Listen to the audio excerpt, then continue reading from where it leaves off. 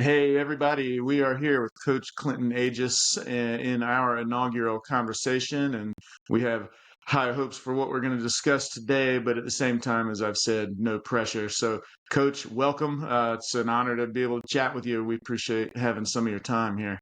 No, man, I appreciate you, Chris. Thank you so much for inviting me. I'm looking forward to our conversation.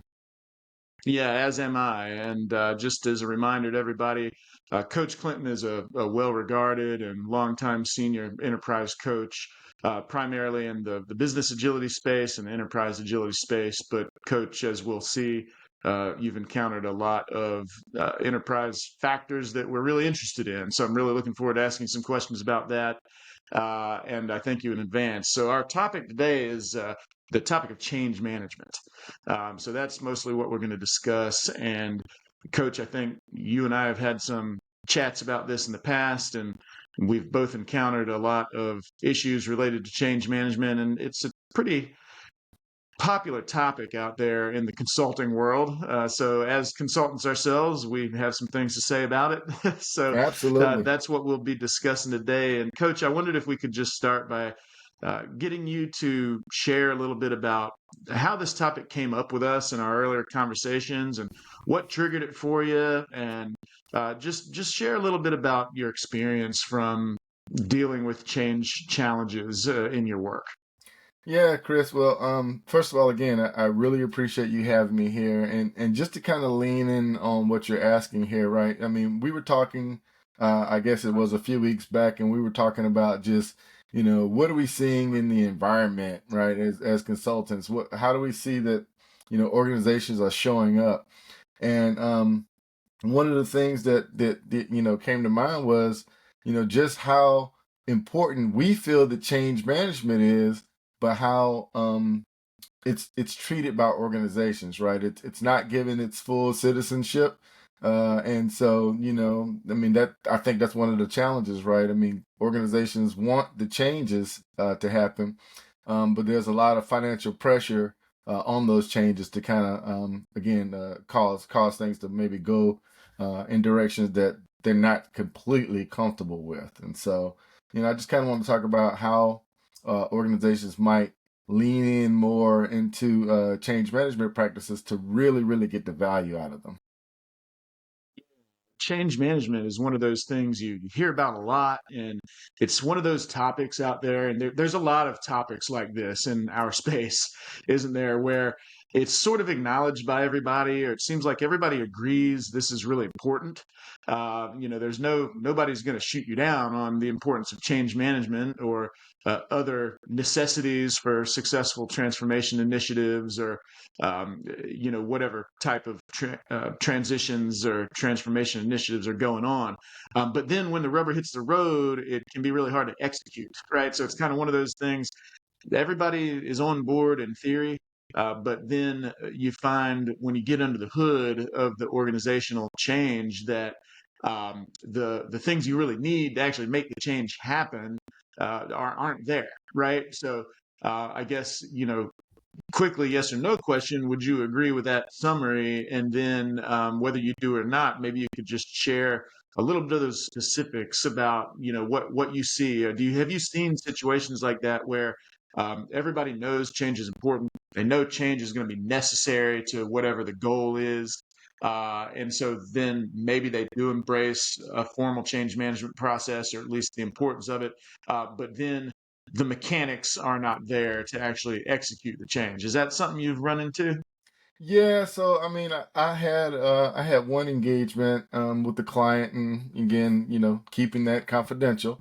But this particular client, they brought me in to help lead some transformation, right? To help them as an organization adopt more agile ways of working. And onboarded and was getting going with again helping things get set up. And this organization at the time had a an office of change management, right? So that we had some folks that we were kind of partnering with to identify, what role they will play in the change. And then 2 weeks into the engagement, the entire change management group was released from the organization. And so, I mean, here's an organization that says we want to adopt new ways of working, and then something as important as change management was released from the organization. Those people were terminated, right? So that they could, save money in other areas. And so that's kind of one of the big things that I see, right? I see when the pressures start to come, right? Because again, organizations are about generating revenue, right? And I completely understand that, right? That is the drive of the organization in order to support all of the people, right, that work there. But to really devalue the activities that come with change management by releasing that group is again a behavior that I see pretty commonly across organizations that I visited. Yeah, same here. So that resonates for sure. Let's cut right to the chase on that one. I think, again, would certainly not argue that revenue and numbers are the drivers of value creation in our type of work. We like to see positive ROI, and we like to see successful P&Ls for whatever our product lines are and things like that. So, Coach, for a C-level executive or a CFO or someone from that area of the organization, we're always going to have to be able to very quickly justify the business value of a formal change management role or a formal change management framework. And we'll have to be able to make that business case quite quickly, because that's how you communicate with C's. So could you talk a little bit about how do we tie change management as sort of a structured role or a structured piece of an enterprise initiative? How do we tie that to ROI? How do we justify the business value of that? If you were challenged by a C to make that business case, what would you say? Yeah, so the ROI is going to be in the actual benefit from the future state that you're trying to change to, right? Change management is about you have a current state, which is the actual behaviors that people are displaying in the culture within the organization, right? People are behaving one particular way. They've got a particular view of the organization from a conversation, from a philosophical point of view, right, of the organization as well. They understand where the good parts are, where the bad parts are, right? And so all of that's being understood in that current state. And then we're asking people to move to a future state, right, with new behaviors and new cultural concepts and new ways of working and new ways of communicating with one another. And so having you know that the value is going to come from the change sticking, right? So when we go through and we make changes and we do them fairly quickly, right? Yeah, people do change, but I mean, I think the science has proven that behaviors take a while before they can become adopted by individuals, and they feel more comfortable with them, right? I mean, I'm sure you have, and I know that I have, been in an environment where I was doing new work and I felt uncomfortable, right? It's a completely uncomfortable feeling to say, hey, do this way. And you feel like maybe people are watching you. You maybe feel like you're not doing it accurately. And in some instances, it maybe even be you're just not doing it as quickly as you used to, right? Which causes frustrations. And so all of those are things that people need time to work through, and then as they work through those, they get more comfortable, right? And then that value curve is going to start to escalate once we get to that place, right? So initially, yeah, there might be a fallback as people are trying to learn the new ways of working, right? There may be some slowness as they're uncomfortable with the new processes and trying to understand and communicate in this new way of functioning. But give it some time and let it get baked in, and you're going to see all of that benefit. So, Coach, I love that answer. And you've touched on a few things that I think are really key here, which is sort of human factors, right? You're not talking about business process, you're not talking about um, numbers on a spreadsheet, you're just talking about the discomfort that people are inevitably going to have to cope with when they're asked to do something new or when they're impacted by something that's changing.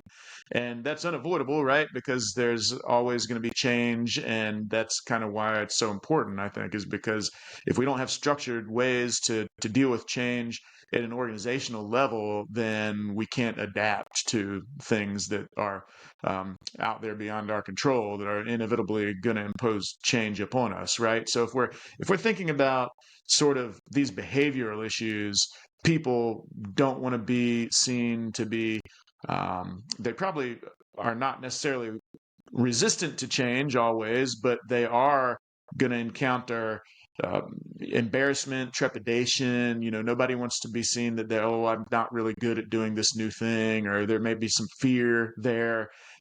So, people like us, we talk a lot about sort of safety culture versus fear-based culture, and that's probably relevant here, right? But what tools do we have available to deal with some of those, what you might call the softer side of behavior in change, right? Like there's not always a concrete tool that you can cause a change to happen immediately. It takes Yeah. time, like you say. People have to get comfortable with it, but just kind of in a corporate setting, how do we help people adapt in that way? Yeah, so it's really boils down to one thing, Chris, and that is communication, right? I mean, I like to say that people need the motivation. No, they need the inspiration for the motivation to make the change, right? So how do they become inspired, right? People only change when they're motivated to do that. How do they become inspired? It's through the communication. It's through the benefits. It's through the value that you're sharing with them, that they can now have a belief, right? Because you got to change their beliefs. You got to change it so that they believe that this is something that's going to be beneficial for them. So much so that it outweighs, right? That value outweighs their fears and trepidations, right? I mean, it's going to put them in a place where they can now move beyond that, right? When we talk about, you maybe have heard the phrase a burning platform, right? They said, what's the burning platform? Well, the burning platform comes from an analogy where there's a oil tanker out in the middle of the ocean that's on fire, right? And the people are on the oil tanker on this platform. It's on fire. It's the middle of the night. It's dark. And there's fear, right? Stay here and burn up, or jump into the middle of the ocean and not know what's there. Well, once it gets to the place where you can't stay on the platform, you've got to jump into the ocean in order to survive, right? That's where we want people to be from a change standpoint. We want them to feel like they've got to go and jump into the change in order to survive in the organization. And we do that again through communication, right? Through activities, through engagement, through leadership showing up and making sure that they're communicating and letting people know that things are going to be okay, making people feel comfortable. And then having the types of tools like, training and things of that nature to kind of support the new knowledge that people have to have, right? Coaching and mentoring to give them new activities and new perspectives, right? So they can kind of understand these new processes and come to grips with all of these things and be in a position where they now feel more comfortable, right? They now feel safe, and they can take these new things and then try them, experiment with them, as well as having that, right, having a position of a mindset of experimentation, right? We're trying this, we're seeing how this works, right? If there are things that we need to make adjustments and tweaks on because we find it that's necessary, then we're going to put that in place, right? And so all of that's going to help the people, because that's what it boils down to. Strategy execution in your organization is aligning the people in your organization to your goals and vision, right? And how do we do that? We do that through communication. You made several good call outs there. So, and I love that roundup. And there's a few things there I want to try to unpack a little bit. So, this concept of the burning platform, this is something I've thought a lot about. And you encounter this concept a lot in our line of work, right? So I've spent some time thinking about that. And every time I hear the phrase burning platform these days, I'm reminded of a conversation that I had with some of my students years ago was teaching a DevOps class in a large government agency. And if you're familiar with DevOps, you are probably familiar with the ties there to Lean and to Gene Kim's book, The Phoenix Project, which kind of launched DevOps into the mainstream. And he draws this whole parallel between manufacturing and sort of the quality movement. And so in diehard DevOps circles, inevitably we talk a lot about Lean. But we talk a lot about Toyota, and we kind of talk a lot about the heritage of the lean movement and how it came out of Japan and things like that. And these are concepts that we find retreaded or reinvented for technology work in our consulting lines, right? So those lean ideas and those discussions about Toyota and sort of the total quality, those have directly informed our technology consulting. These ideas of shifting left and kind of building quality in, and testing as we go, and even the idea of continuous workflows and things like that. But the point is, so we were talking about that in this DevOps class. And we were kind of talking about W. Edwards Deming and the heritage of the lean movement and all that. It's Genesis in Japan. And one of the students in the class, and this was a class full of I think pretty senior professionals, he said, I've read about this, and I came across a point that somebody made in my reading in which they said, yes, Japan reinvented these ways of working very successfully, but that literally had to come out of the ashes of their entire industrial base, their entire society being like basically bombed back to the Stone Age. They had nothing. And that has always stuck with me because there's a relationship there, I think, to this idea of the burning platform. And the idea there is that, gosh, is it really a current state of complete and utter abject desperation that you have to get to before there's enough critical mass of motivation there to drive successful change? And that was kind of his point in the classroom, right? Was like, they were successful with these new ways of working because there was just no other alternative.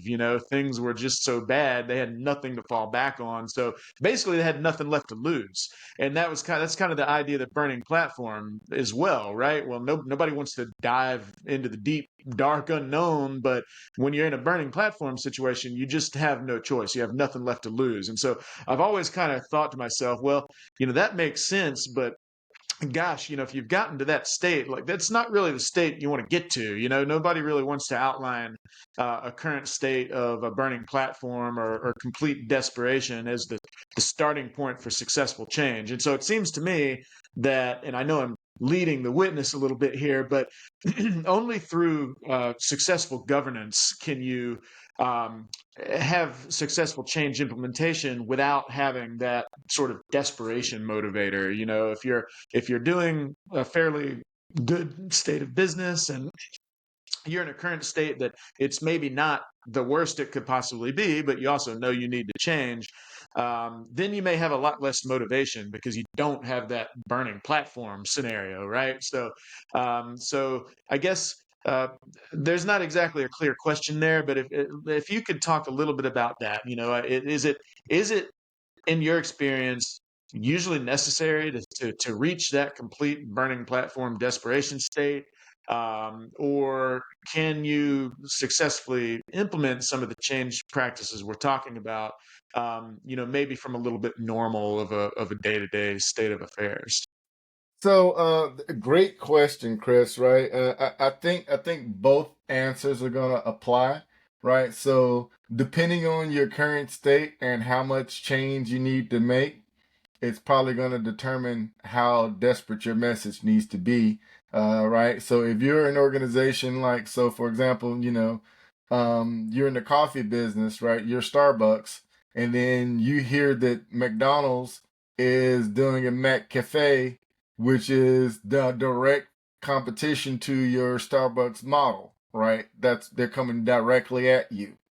That's a desperation move. McDonald's is a legacy in the United States and on the globe, right? So Starbucks should take that very seriously, and there should be a strong message of we can't let them in our space, right? We've got to keep right. You've got to be desperate because if they got it locked up right now. But if they can crack it, if McCafe, McDonald's can crack that market and get in there and make coffee that the consumers are gonna want to have, then what's Starbucks going to do to prevent them from losing market, right? So again, I think that would be desperate, right? So you would need to put that message in place. We need to keep them out of our market, right?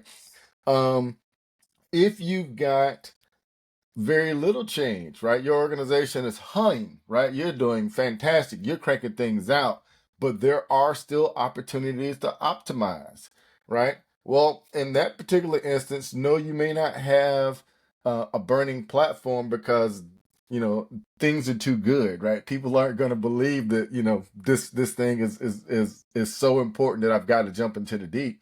So those organizations actually, I will recommend that they adopt change management practices and incorporate and fold them into the way that they operate, right? So in those organizations, they would do micro changes, right? So maybe they'd be doing, a little bit at a time in particular areas. And if they develop a competency and a capability for executing those types of changes, then that's going to benefit that organization, right? Because again, they could go and they could take and they could do surgical changes, and again, a percentage at a time, right? I think the theory is that most organizations can only handle about 10% of change, right? So, and Chris, when we come in with an agile transformation, we're changing the whole thing, right? So we're changing it from top to bottom. So we come in and they can only digest 10% of it. So we've got to figure out a way to paint the picture so that they can see it, buy into it, and then teach them how to iterate, right? While we're there with them to help them iterate, develop this capability for managing change themselves, right? And implementing these change management practices. And then putting them in a place that once we've left the organization, they've kind of got the skills, the capability, the mindset to kind of continue and take that change journey further. Yeah, that makes sense. So, a couple of points there. For one thing, if you're paying attention to your market and to your space, it may be possible to embrace a little bit of like small d desperation without getting all the way over to the burning platform. Yeah. And then, another important point there is just um, managing change probably entails figuring out how to kind of dole it out bit by bit, right? If you've got a 10% appetite at a time, how do you successfully get that in? And then, the final thing I heard you say was that maybe you've got an example of a customer or an organization who's doing quite well already. They're humming along. There may not be any obvious desperation factors there. But I just wonder if an organization like that, the fact that they're doing well, I wonder if that maybe correlates with a more mature adaptive state, right? So maybe they actually already have more sort of baseline capacity in place to adapt and to change when they need to. And that's why they're doing well. Coincidence, maybe not, but they may be a little more capable of an incremental, sort of a willingness to change and adapt when they need to. I don't know if that is a provable statement, but it makes me suspect maybe there's a correlation there. So I'm going to tell you what I've seen, right? I mean, and it's fairly consistent. I've seen change management almost treated consistently across the board, regardless of the industry, regardless of the space, regardless of the maturity of the organization. And it's typically because most organizations started from something small and they organically grew over the years to become the behemoth that they are. Well, that's like an onion, right? You think about an onion and all of the layers inside of an onion. All of those are layers of process. Those tree rings of process are built into that organization where at one size they have processes that help them support themselves. And as they continue to grow, they just add new stuff onto what they already have. So in essence, it's just an organic amalgamation of all of the processes they've been doing since they've been around as an organization, and to change that is ginormous, right? And so how do you go about that, right? So you have to understand, again, iterating, identifying what the future state needs to be, getting people to buy into it, giving them the skills to be able to play in this new space, and then reinforcing the fact that it's safe for them to make mistakes as they learn, right? And that's kind of what we need to do and how we need to drive change within these organizations. Couldn't agree more. So I think an implication of that is if you're going to create this safe space that we both know is so important to successful change, and I think there's a growing awareness that basically workplace safety, not sort of in the sense of a hazardous line of work, like a manufacturing environment or something like that. But, safety culture and safety process has long been established there to great success, right? The safety records of mature modern industry, they take that really seriously. But it seems like it's only just starting to dawn on corporate the corporate sector that emotional safety and reducing sort of the general fear from incentives that are at play that are maybe a little less obvious or maybe a little more abstract than something as obvious as like, hey, you need these policies and procedures in place so you don't get crushed by this big machine or whatever. That's a little bit easier to get your head around. But it seems like getting our head around sort of the nuance and sometimes the intangible value dividends of an emotionally safe workplace culture is I hear that raised more and more these days. So I'm encouraged that that's something that has a rising awareness, but it still feels kind of new. And it still feels like it's just getting started a little bit. But the point that I want to make about that actually is that can only happen with what I would call strong leadership air cover or strong executive sponsorship, right? Like at the end of the day, you can talk, or middle managers can talk all day long about the fact that it's okay to experiment and make mistakes. But the proof is in the pudding. If somebody makes an honest mistake, or if they try something new because they're trying to solve a problem and it accidentally breaks something, though, that's the kind of situation we would argue, I think, that you kind of want to be able to embrace a culture where it's okay to do that. Because if you experiment or if you try to do something new, then something's always going to happen that's unexpected, or a little something's going to break here and there. And it's still probably pretty intuitive in terms of management, at least, that, at one end of the spectrum, at a minimum, managers and leaders, they're always going to want to understand why something broke. Why did this happen?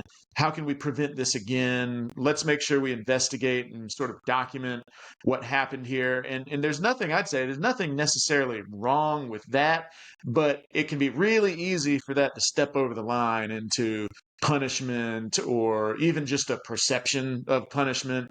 And then that contributes to the fear-based atmosphere that we're talking about. So leadership, right? And having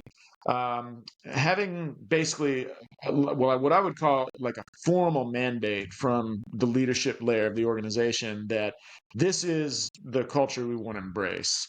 I wonder what you have to say about that, because I think, in my experience, often the simplest differentiator between a successful change outcome versus an unsuccessful one, even if you do everything else right, is basically are the people with the power. That's really what we're really talking about, power here, right? And incentives, when the rubber hits the road, the real incentives, the things that are really going to impact people's behavior, no matter what your policy says in words. But people know what repercussions are and what consequences are from the people who have the decision-making power, and those people are the leaders. So it really is in the hands of the leaders, I would argue, at least one critical ingredient of successful change, in which people need to be able to feel safe so that they can do the experimenting that they need to do, so that they can work in the new ways that they need to work in. You're doing some unfamiliar type of work.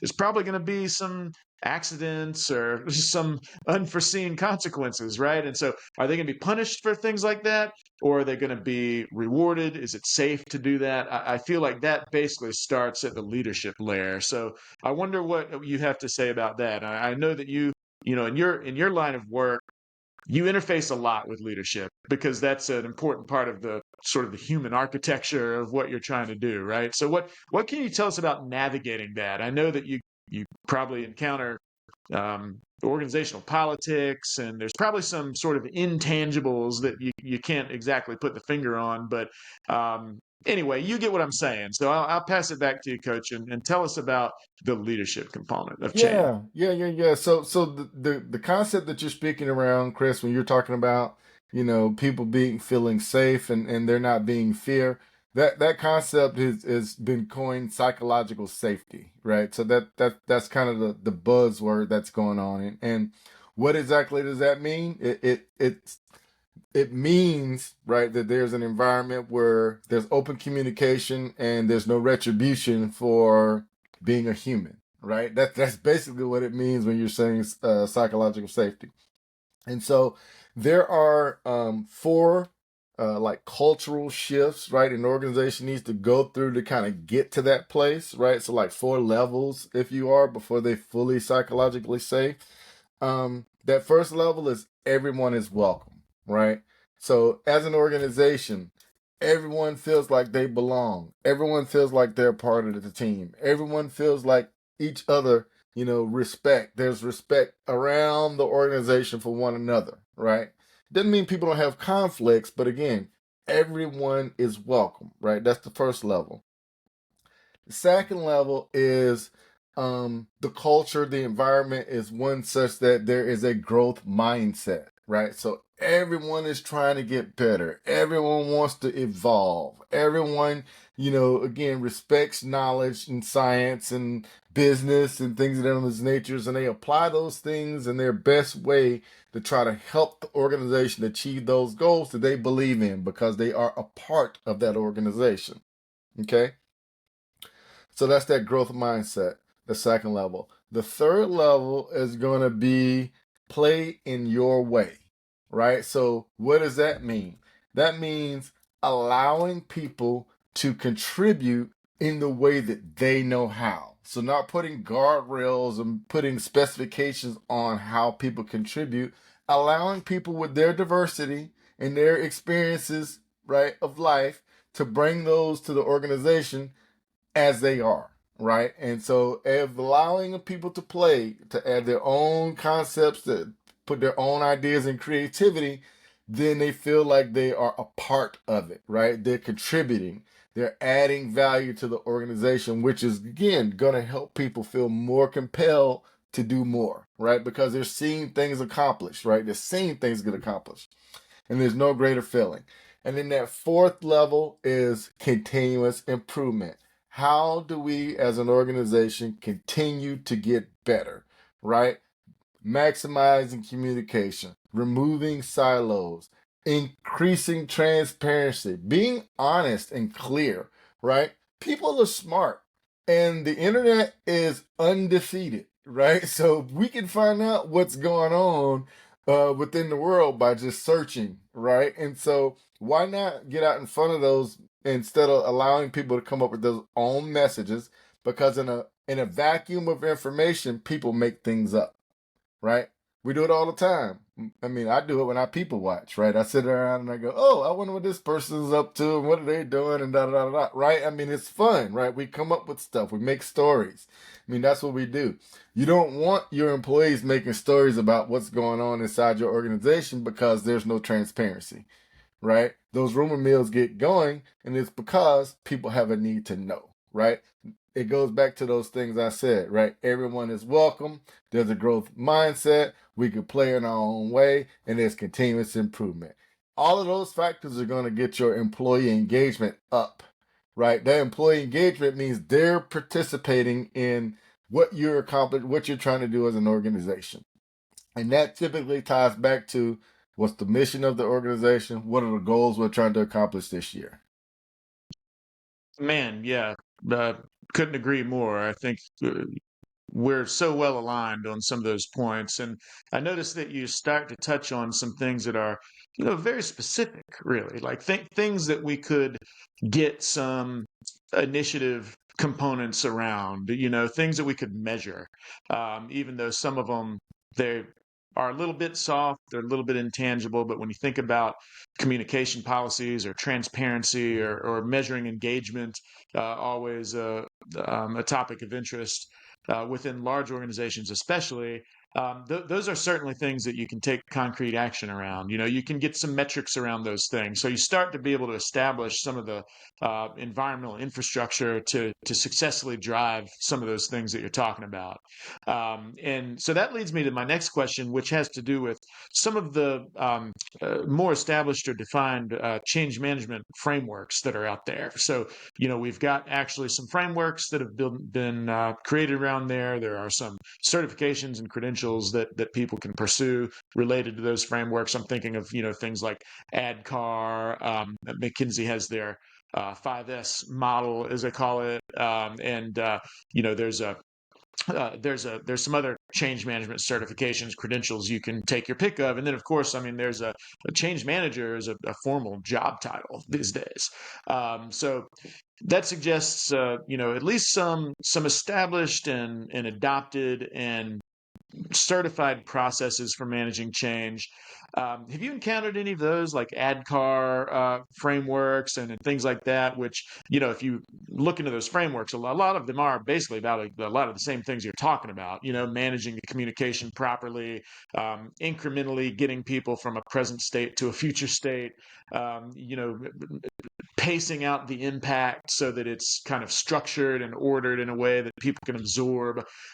So the ideas are there, right? But have you encountered formal implementations of frameworks like that, and just any experience you have around change management frameworks or certifications? I'd love to hear about that.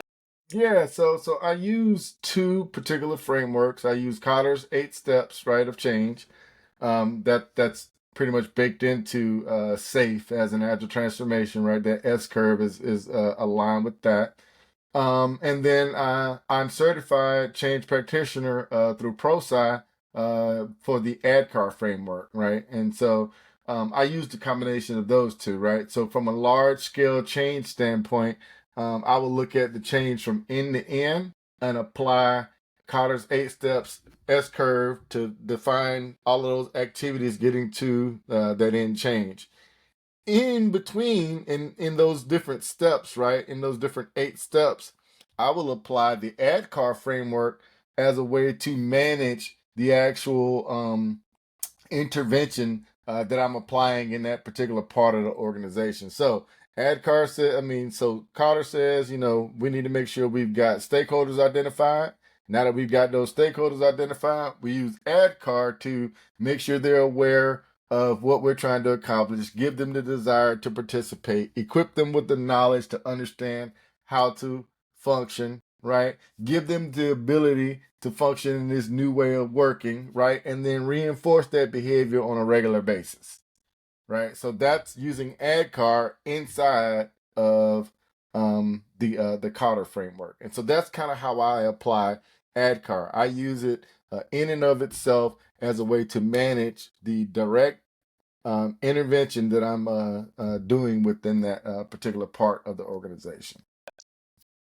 Cool. So you actually regularly employ some of these more established frameworks, and have you found, in your experience, have you found that to be successful? Like when you use the structured principles of ADCAR or Cotter's framework, does that work for you? I mean, if you feel like that's a valuable tool in your box? I do feel like it's valuable too, but I will tell you, Chris, I get lots of pushback from leadership because just like you said, I found success, and as a result of that success, I like to apply ADCAR as it's spelled out, right? And then and a lot of times it's like that approach feels academic, right? People feel like it's an academic approach because we're following the guidelines that we were taught, right? But the essence is that those guidelines were invented for a reason, right? That framework is has been tested through research.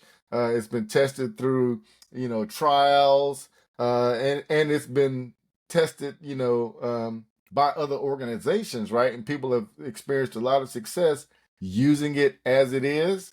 And so, that's the way that I like to do. But again, when we start talking about the pressures, the financial pressures within the organization, when you lay out, again, I'm trying to, Collar says get stakeholders, right? And a lot of times companies want to hit a check mark that says we got the stakeholders and it's done, right? Well, no, we actually need to empower the stakeholders, right? And so now that we've got the list of them, how do we go about empowering them? What do we want them to do?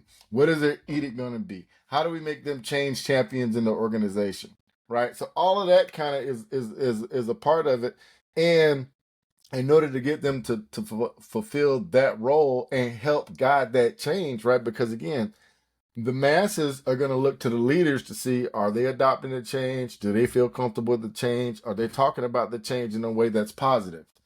If all of those things are happening, then people feel more comfortable adopting the change, right? And so again, that's going to help the organization get to where they're trying to go, which is, again, this future state. Right on. And there's a trust component there too, isn't there? Because if people are looking to the leaders to, as you say, communicate, it's probably an important leadership responsibility because the messaging is coming from that layer. And people are looking for the strategic clarity, the guidance on how they should align their work. And so there's obviously an important communication responsibility there from leadership. But at the same time, as you say, people are smart. The internet is right there for everybody to use. So if the words don't match the actions, then immediately you have a trust breakdown because people are going to be able to identify the fact that, oh well, this really doesn't feel honest. The policy or what's happening is not matching the words. I had experience with an organization at one point where there was a dip in business and they started to do some layoffs. Layoffs were coming kind of in waves. It wasn't just one round of layoffs; it was round after round. And at one point, there was a town hall and there was a leadership statement made that okay, we've done as many layoffs as we're going to do. We're not going to do any more. There won't be any more layoffs. And then later that afternoon, a colleague was laid off. And that was a pretty flagrant example, but I'll never forget just the kind of the shocked feelings that were going around. And of course there was chitter chatter and people were talking, but it was just such an obvious example of the actions not matching the words. And I mean, to be fair, in that case, like the leadership may not have realized that was going to happen. I mean, they're not directly responsible for every daily decision, but the net result is, for people who are in the ranks of the organization, they heard something that was stated by a senior leader, and then within the same day there was action that definitely did not match those words. So whatever happened there, it might have been an accident or something like that. There might not have been anything malicious there, but it still happened. And I can just say from my experience, the trust factor was just immediately so eroded, and I can't even imagine how much time it would take to rebuild that trust and kind of get back to that psychological safety that you're talking about. So I think leaders have a real stake in this, and how they're seen and how much respect they're awarded by the people that work for them. I would think is really meaningful in terms of getting people aligned and getting their motivations stoked up and helping them kind of embrace a slightly unknown future state. If they feel like their leaders got their back and they can rely on the information that they get message, I would imagine all those things kind of contribute. So I just think a trustful environment and a measurable level of trust between really everyone, but in particular, leaders who are responsible for wherever the direction of the initiative is going. And so they're kind of, promoting this message that there's going to be impacts, there's going to be behavior changes needed, there may be resistance to change, but this is where we're headed. So people need to get aligned. They have a really strong source of power over whether or not people really do get aligned or not, and I think a lot of that has to do with trust. So that's just a little story from my past, where there was such a fast um, amount of damage done, to the trust and the safety culture there. And Yeah, also people started to leave of their own accord was something else I noticed there. So there was I kind would of a I would imagine so. I mean that level of uh of inaccuracy in communication. I mean that's gonna make a lot of people feel unsafe, and so that was an unfortunate situation. Now I've seen something on the flip side of that, right? So I've seen where the leader took an action and it really made a difference in how things were perceived by the organization. And in this particular client, right, we were doing an agile transformation, and part of the as you know, we train the leaders around what it means to be an agilist, right, and what that mindset is, and how to show up as an agilist at work. And in this particular client, um we finished the class, and then it's like, all right, go and take your certification exam, right?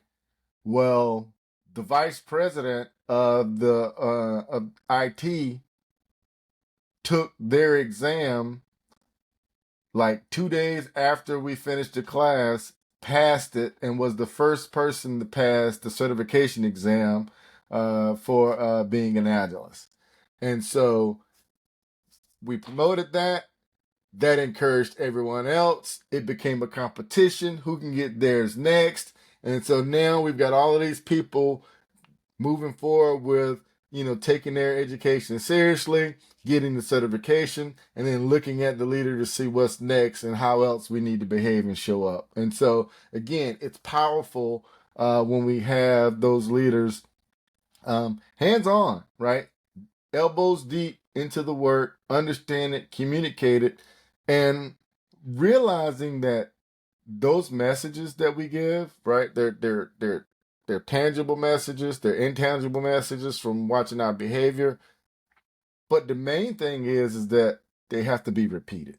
Those messages can't be delivered once. They can't be delivered twice or even 3 times, right? They're constantly delivering the same message over and over again because people hear those messages differently, right? The first time they hear it, they're trying to listen to see, all right, how does this impact me? Right? The next time they hear it, they are trying to understand, okay, I think I understand how this impacts me, but I don't know what I'm supposed to do. The third time they hear it, they're like, oh, okay, maybe I think I understand what I'm supposed to do, but I don't feel comfortable, right? And the fourth time they hear the message, it's like, okay, maybe I'm starting to feel a little bit more comfortable about what I need to do, how I need to do it, and where it's going to happen, right? And so it takes all of that in order for people to get to the place where they feel like they can adopt the change and display the new changed behaviors. Man, yeah, such a good breakdown. And it strikes me as well that in terms of you talk about repeated communication, so there's a consistency that emerges there, right? And even that, getting consistent messaging builds trust and helps people with alignment. But it also strikes me as I hear you talking about, that's a great story, and I love that you could come back with a positive example to my negative one. But there's another form of communication happening there, which is sort of by example, right? So like the how the leader behaves, the example that he set, that's sent a powerful message. Yeah. And so that, there's verbal communication, which has its place and has value as well. But man, what a powerful message to send by rolling up your sleeves and kind of being the first to lead the charge by example. So I love that. Coach, we're coming up on our time here. This has been a great conversation. I just have two final questions for you that I want to, kind of pick your brain about a little bit. And we're kind of backing away from the grander strategic conversation a little bit, but I wanted to go back to the ADKAR framework for just a minute. And you mentioned that obviously ADCAR is administered by ProSci. Now, those credentials they can be quite expensive to pursue. I think there's a training requirement. There's costs associated with earning the certification. Do you feel that those investments are worth it to get a certification or a credential to kind of get formally badged in a change management structure like that? So for me, they were pretty useful. So a little bit about my background. So my undergraduate is computer information systems, right? So that's technology and business. My master's is the same, management of technology. And at one point, I was working on my doctorate in organizational behavior, right? And so organizational behavior and strategy implementation. And so ADCAR for me was just a way to formalize all of that knowledge into categories, right? And into an actual framework, right? So I had changed knowledge already from my doctorate, right? And then my experiences. So that helped me to kind of understand a specific framework that I could leverage going forward. Now, in my experience, the classes only teach you the knowledge, the body of knowledge, not necessarily how to execute on that body of knowledge. So, as a consultant, as a former business analyst, as someone who's been in technology and dealing with project management his entire career, right? Someone who has that type of a mindset can take this framework and then understand how to how to turn it into something that's executable, right? But so from my experiences, though, it was more of the body of knowledge and understanding that and the concepts versus how to take action on it. Oh, that's useful, I think, and I think it's just good to have validation, right? That some serious pursuit, of change management as a discrete discipline and is something that you can get badged, right, to show that you have some tools in your box to deal with these things. And I mean, I think this conversation is clear testament to hearing you talk about how you structure some of those concepts and kind of bring them into practical implementation. It's just what I was looking for. So I appreciate that. So thanks for that, Coach. I'll conclude our conversation here just with one last question. Something I encounter a lot, and I feel we probably all encounter this a lot if you're in a consulting line of work in like a knowledge management organization or in a kind of a technology organization or something like that, where there's a lot of invisible work. There's a lot of layers of management, a lot of hierarchy, maybe. Something we encounter a lot is that you talk to people who take the importance of change very seriously. I run into this commonly in the business analysis community, and you've done a lot of work with business analysts as well. I've encountered it also in PMOs and project management organizations, certainly on agile teams, and really all over. But you've got people who are sort of in the rank and file. They can even be quite senior people, but maybe they're not executives, or maybe they're not VPs or something like that. And they recognize that, we've talked a lot here today about the role of senior leadership and how important of a role they play in change initiatives. But getting down on the hierarchical ladder a little bit, that's the people that are actually doing the work. It's the people who are managing the work. And I've encountered people a lot of times who they recognize, number one, the importance of change, and they want to embrace that. They understand that they're going to have to manage that. They understand that they'll be impacted, and that stakeholders they work with will be impacted, maybe even people that they are responsible for, that they'll be impacted. And they understand that there needs to be some of that senior leadership sponsorship that we're talking about. But they're kind of a few levels down in the pecking order, and they feel like they don't have the power to successfully implement the ingredients of change management that we're talking about. Or in the most extreme case, maybe they actually are a formal change manager as their job role, so they're definitely going to be really hip to all this stuff. But it's something I've heard a lot of times, although that sounds great. I'm bought in, but they won't let us do that here. Or, that I definitely recognize the validity of what you're saying, but the problem isn't with agreement in principle. The problem is that I don't have the power, right? So, that's something I've heard a lot, and it seems to be one of the biggest obstacles to actually getting traction with successful change implementation. And so that's kind of what I wanted to close with, and just kind of get your thoughts about that. Have you encountered that, or tell us what you think. So I would, listening to that, again, you've got people who are trying to make the change. They believe in these, the factors in the process, right? They subscribe to, ADKAR or Cotter. They're following a change framework of some sort, right? But they're receiving, pushback from their leadership because, again, financial pressures or whatever, right? Um, I would probably say that in those situations, the thing that people will not get in trouble for doing is over communicating, right? So, over communicating what we're trying to accomplish, over communicating why it's important, over communicating what we're changing from and what we're changing to, um, and answering people's questions, right? If they have questions about that picture that you're painting, answering those questions.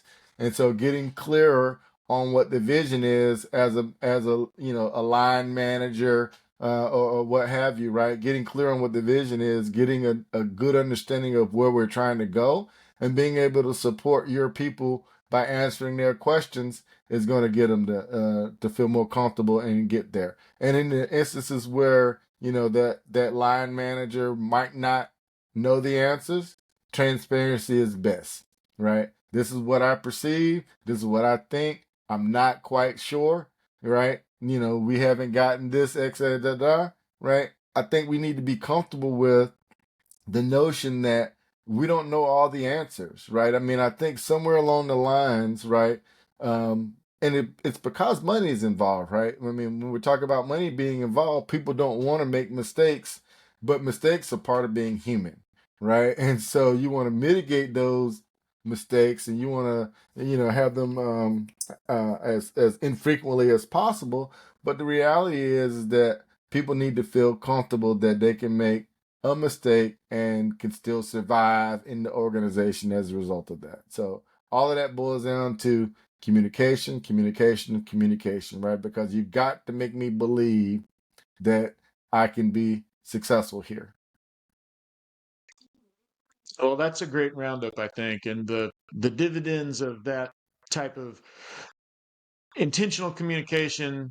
We talked a little bit about clarity, alignment, consistency, but all those things are intentional, and can happen at every level, like you say. So, and I love that point. That you probably are not going to be punished for being overly communicative. So, err on the side of more communication rather than less.